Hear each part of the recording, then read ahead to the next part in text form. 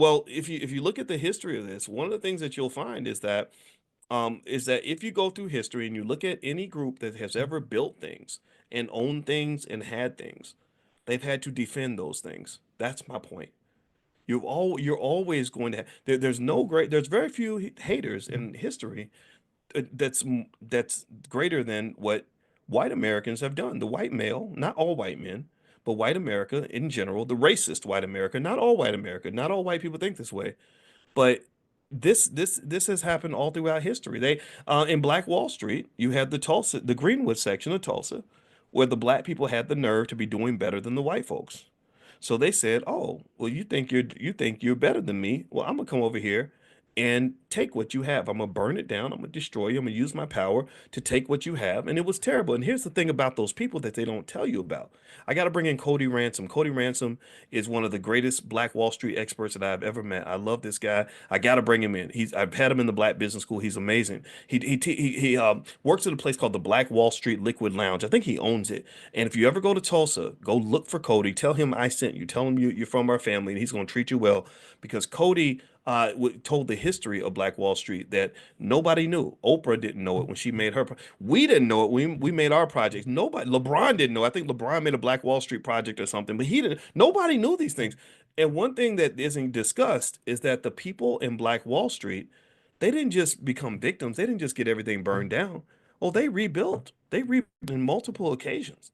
And so ultimately what I'm saying is that this idea of rebuilding, it isn't just something that is absolutely required if you want to be successful, but rebuilding is something that our people have always done.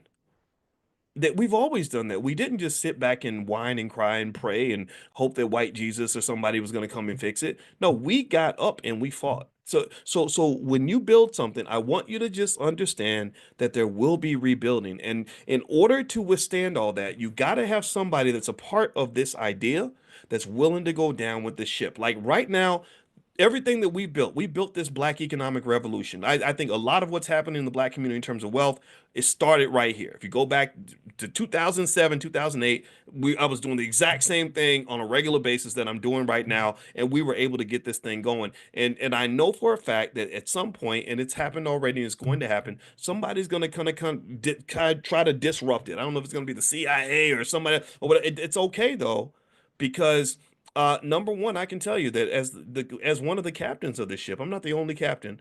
As one of the captains of the ship, I will go down with the ship.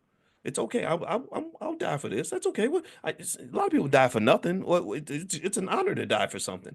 And then on top of that, I hope that you, and when it comes to your family, your generational wealth, your legacy, your last name, your business, your idea, your passion, whatever it is that you're building, whatever you're building for those kids, step in and be about it. Be ready to go down with the ship. You gave birth to that idea. You gave birth to that entity. You got to believe in it and commit to it. And commit to it even when it gets ugly. Even if the baby's ugly and the baby's about to die, somebody has to be sitting in the ICU next to that baby and stay there for as long as necessary. And that's what is required actually to build businesses.